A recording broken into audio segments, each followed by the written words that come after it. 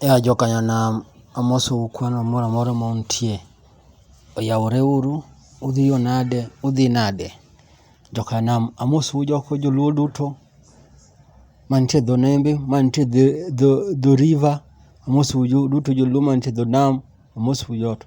Amoso joluo ma jo Uganda, oyawore uru. Amoso joluo ma Uganda, oyawore uru. Ma Southern Sudan, oyawore uru. Ma Ethiopia, oyawore uru. Ma Kenya, oyawore uru. Mar Congo, oyawore uru. Mar Tanzania, oyawore uru.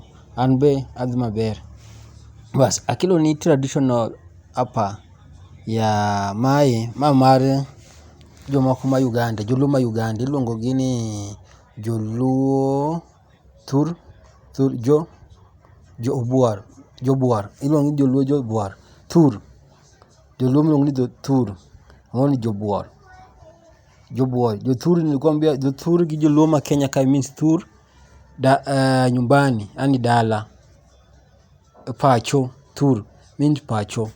Wanaita joabwor. Bwor koro gi dholuo ma Kenya kae, joabwor gi Kenya kae nyiso niya, joabwor jomobiro kata ka koth ni chwe to gibuor kanyo, ka koth orumo to gidhi. Kata joabwor gin jomobiro ka chieng' ng'eny to gibuoro kanyo to gidhi. Joabwor gin mana jomobet kanyo ma dakika matin to gidhi. Yani gibet abeta kanyo matin to gidhi. Magi miluongo ni joabwor gi dholuo ma jo Kenya. Koro ondik kae ga ambassador ma Peter Gromien Okelo. Ondiko kama Peter: During our culture day last year, we had those traditional food exhibition. THUR, yoni Luo ma THUR, joabwor, is a small Luo community in northeastern Uganda, which is closer to the Jopadhola and Joluo of Kenya in density.